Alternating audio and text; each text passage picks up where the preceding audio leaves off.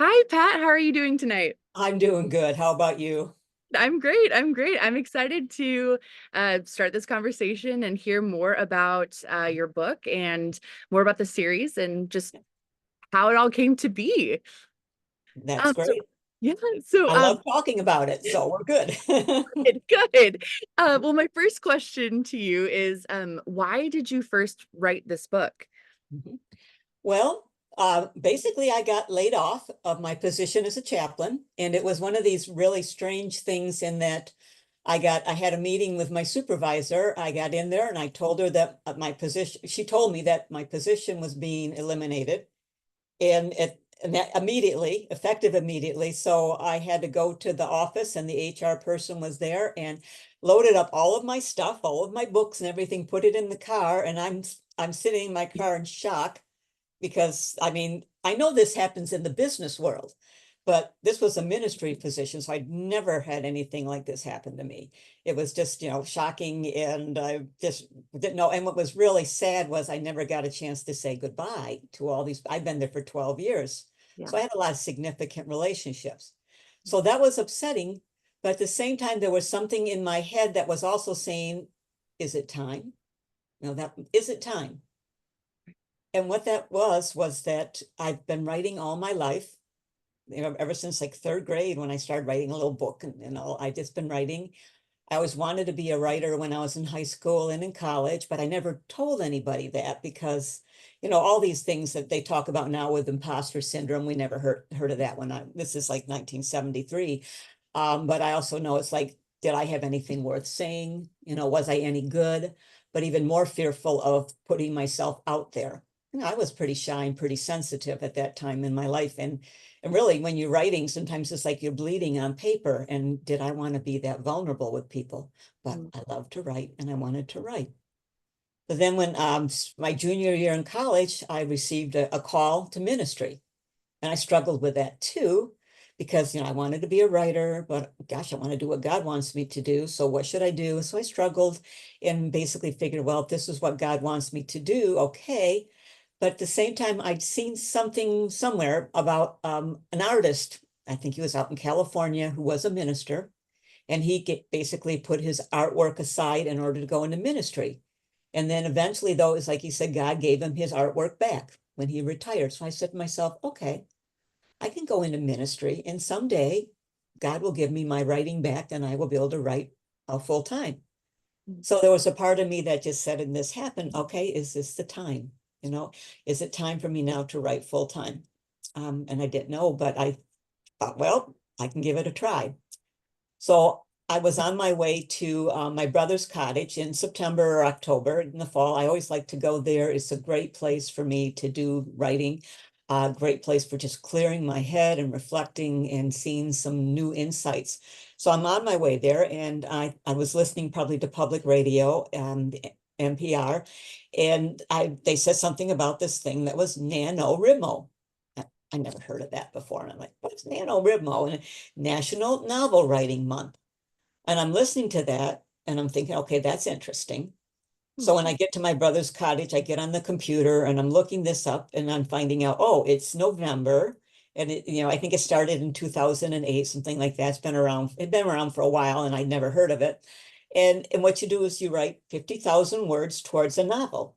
And when you do that, then you win. Yay, you got 50,000 words because you got the basis of a novel. Yeah. So I'm looking at this and I'm thinking, I can't do that. I have no idea what I'm going to write about or anything. And I have to start in November. But the gist of it is that by the time I was back and done with my time at my brother's cottage, I had in my head this idea for a book. And it was going to be about three women at different stages of life who kind of life knocks them down and they get back up. Mm. And was going to be dancing on a high wire with the idea that, life is sometimes we're just up there on that high wire and we got to keep dancing, Mhm. make life fun by dancing.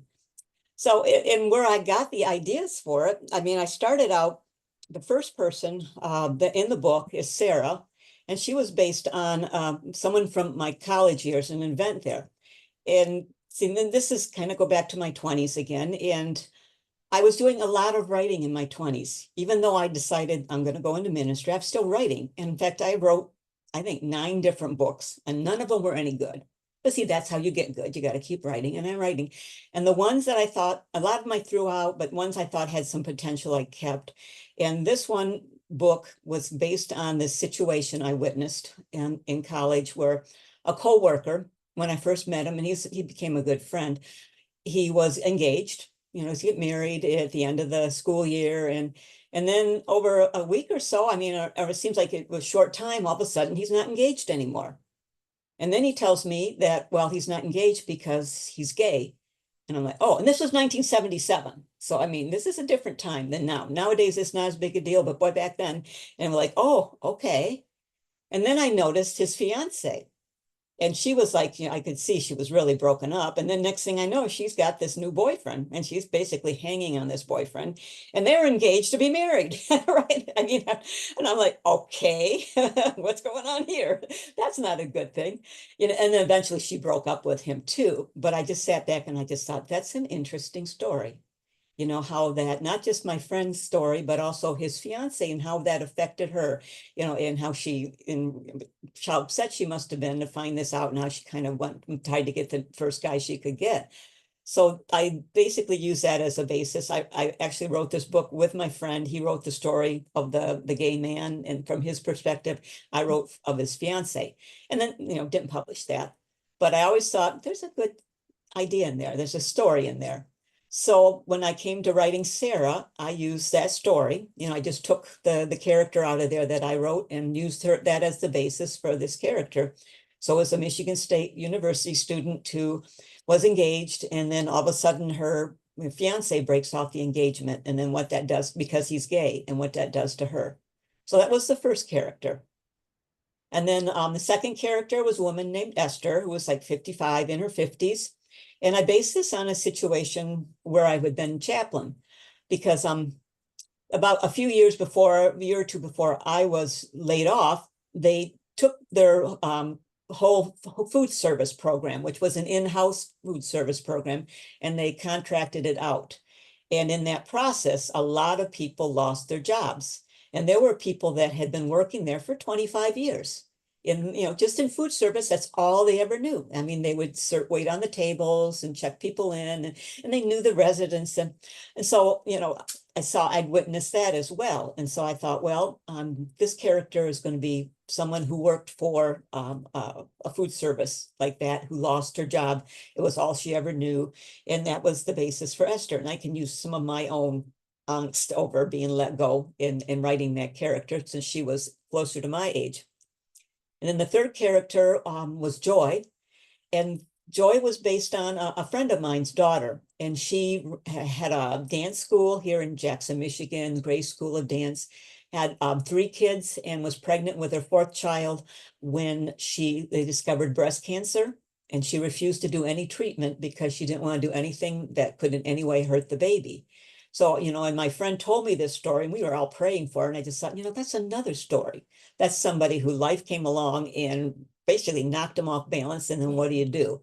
So that was Joy, who, had dancer and dance studio and 2 children, and discovered during her 3rd pregnancy that she had cancer, breast cancer.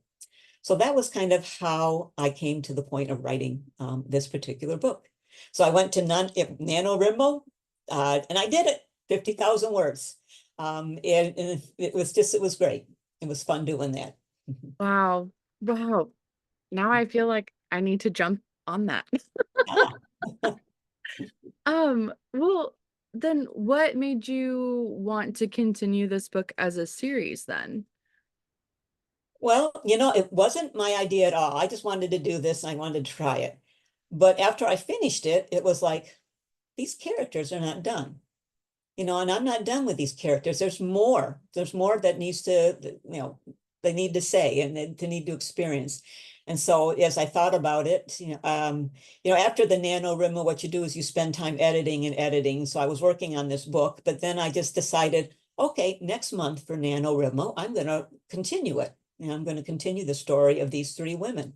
So, and it just seemed like every time it just wasn't finished. And so I kept doing. In fact, I did NaNoWriMo. I think I did 8 or 9 times. Out of that, I think I succeeded 6 to 7 of the time. So I did a lot of writing, doing that. No, I thought it was so much fun. I'm not doing that now because it just it was too hard on my neck and shoulders, all that writing, but it was great. And so NaNoWriMo, I just kept writing the books, and it just the characters kept speaking to me, and they said, we're not done yet. So I had to keep going. Wow. So did you know that the series was going to end up being as long as it was, or did you just kind of keep Mhm. rolling with it as they Yeah. talked to you? Right. I had no idea. I never thought it would be 12 books. It just seemed like um, after I did the first three, and then I started, I read about people who wrote series, and they would say, well, take a minor character and develop a story around that. And I said, oh, okay, I'll do this. And I always knew that I wanted to do something with the three kids that were in the very first book. So that ended up being the last 3 books of the series, but I needed to give them some time to grow up. So I kept writing these other books in between about the other characters and developing further and the storyline. So yeah, but 12, I wasn't expecting that at all. I had no idea how long I was going to go. I just kept going. But I think at 12, it feels like a good ending place now. Do you think that there are going to be any spin-off books from that? I don't know. I don't think so. I did write a Christmas book, but it was a Okay. book of short stories. And what I did in that was there were some things that I felt were unfinished and characters that I didn't have a chance. I didn't do a novel. Like originally, I wanted Sarah's boyfriend, the gay boyfriend. I thought, well, I'd like to do a novel about him, but it just didn't seem to work. So I wrote a short story about him. So I didn't feel like I'd left him dangling out there with no, all by himself and not Right. any finish. So I did that, but right now, I'm not thinking of anything, so I'm not thinking, so I'd like to do some novels again, but I'm kind of thinking I'd like to go in a different direction, find something new, so So, we'll so see. well, everyone experiences different things while they're writing. Things creep up. So, like, what were any, I don't know, surprises that happened, maybe while you were writing? During my first book, I was surprised by Kathleen. And Kathleen was the bad girl. But I never planned on a bad girl. For one thing, I don't usually worry about bad characters in the sense that I just figure we're all of us doing the best that we can. And I like to try to be realistic in my writing. And so we all have a little bit of bad and a little bit of good, and we hopefully the good outweighs the bad and we all struggle. So I was not looking for that at all. And I felt that with my three women I had in there, with Sarah and Joy and Esther, I thought, well, I got plenty of material. But you get to this point where they call it the mushy middle. And you're halfway through and it's almost like, oh goodness, I can't keep going, can't keep going.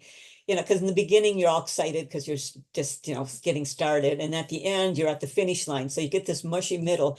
And that's it, they'll say that's time for a new conflict or a new character. And I just thought, oh, and well, I got there and all of a sudden it came my mind to do Kathleen. And she wasn't based on anybody either. So I don't even know where she came from. There she was. And she was kind of like the bad girl, gotten in trouble. In fact, she even spent some time in jail because she was a natural born leader, but she just was leading in the wrong direction. And so she ended up being a very significant person throughout the series. So she appeared, at different times throughout the series as she struggled and she got the bad girl got good, or she recognized the goodness inside of her. So, but that was just a fun surprise because I just never thought I would do that. And then I did. So, Oh, I love that. So do you feel like Kathleen is kind of, I don't want to say like we kind of all have our favorites, right? Do you think Kathleen is kind of your unofficial favorite in a way? no, actually, no, because for some reason I struggle with her. She's pretty headstrong and she's very different from me, she's just, but yeah, and yet she just kept coming back. So, I guess I definitely like her. Is Yeah. she my favorite? It's hard to say because, it's like saying, which of your kids do you like better? Yeah, So, right. but yes, she was one fun woman to develop. Oh, Mhm. I love that. I love that. Well, for anyone that's doing this book challenge, for this summer, What is something that you want to share with them as they continue on? So we finished the first book, and this week we're starting into the second book and continuing on to the series. So what is the message that you want to give all the competitors and Mhm. challengers, participants? I hope you keep reading. I hope you're enjoying the books as much as I enjoyed writing them. I hope you come to love them. I hope you love the characters. But I think the other thing is that every book has some kind of a spiritual message and a faith-based message. Everyone is like when I started one, I would start out. So like the dancing on a high wire, the message was, how do you keep dancing? How do you keep going? And because life does knock you down. There's all kind, this family in the story, they have many difficulties that they confront and challenges, and yet somehow their faith keeps them going. So, I hope that they enjoy the books, but I hope they're inspired by the spiritual message in each of the books, because there is something in every one of them. Yeah. That's great. That's great. Well, thank you so much, Pat. And looking forward to jumping into the second book this week. And Yes. yeah, looking forward to Yeah. circling back with you next month to kind of recap the next section of books. Right, right. You know what? Enjoy. Maybe if I had a favorite of any, Joy might be. So we're really going to look at Joy in the next book. She was All just right. a phenomenal woman. So I mean, I love them all, but Joy's a great person. So I think I just think you'll all love her, Oh, as you hear her story more. So wonderful. yes, Well, thank you so much, and we thank will you. talk again soon. Yes. Yeah, enjoy your summer. Happy 4th of July. You too. You too. Anything fun planned? Well, actually, my daughters are in from Australia, so I'm very much looking forward to seeing them and the grandkids. I can't wait. So, Yes. yes, so we'll have cookouts and they're going to make s'mores and we're going to see the fireworks. So, yeah, so much to look forward to. Oh, so fun. Awesome. Well, we will catch you next time. I hope you have so Okay. much fun and we will talk soon. Okay. All right. You have a good 4th of July too. Okay. Bye-bye.